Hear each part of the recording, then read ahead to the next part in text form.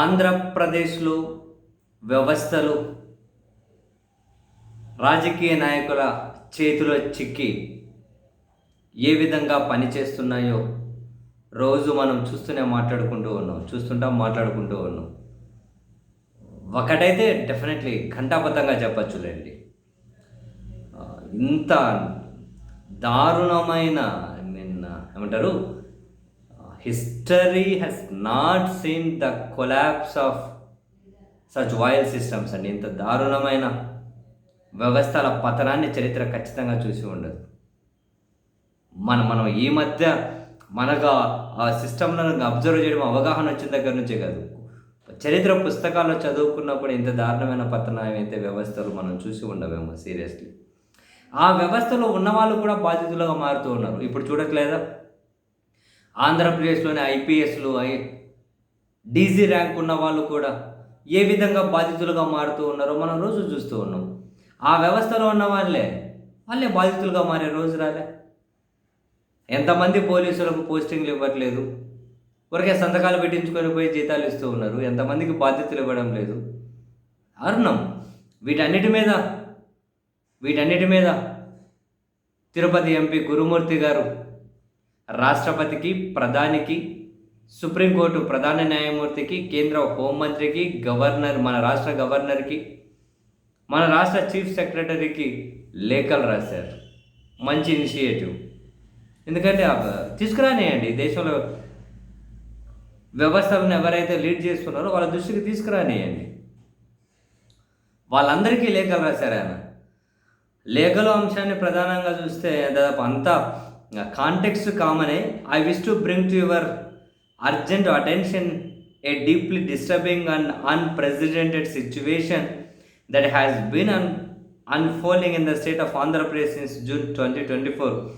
A large number of senior police officers, including members of the Indian Police Service and IPS, non-cadre superintendent of police, additional superintendent of police, deputy superintendent of police and circle inspector have been kept in reserve or waiting without posting RP. అంటే ఓవరాల్గా MP గారు అనేది ఏంటంటే,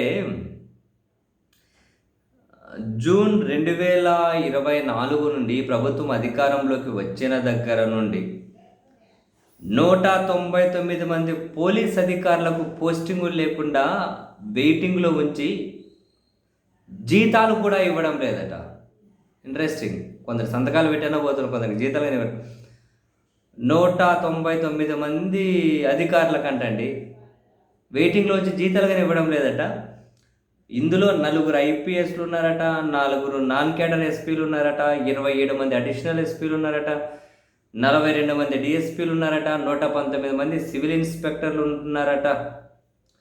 అయితే వీళ్ళందరినీ DGP కార్యాలయానికి attach చేస్తూ రాష్ట్ర ప్రభుత్వం నిర్ణయం తీసుకుందట. అయితే ఏ పని లేకుండా రోజు హాజరవుతున్నట్లు సంతకాలు అయితే పెడుతున్నారు, కానీ ఏ బాధ్యతలు ఈ పోలీస్ అధికారులకు ఇవ్వడం లేదని చెప్పి అందరి దృష్టికి తీసుకెళ్లారు. రాష్ట్రపతి, ప్రధాని, సుప్రీంకోర్టు ప్రధాన న్యాయమూర్తి, రాష్ట్ర గవర్నర్, అందరి దృష్టికి.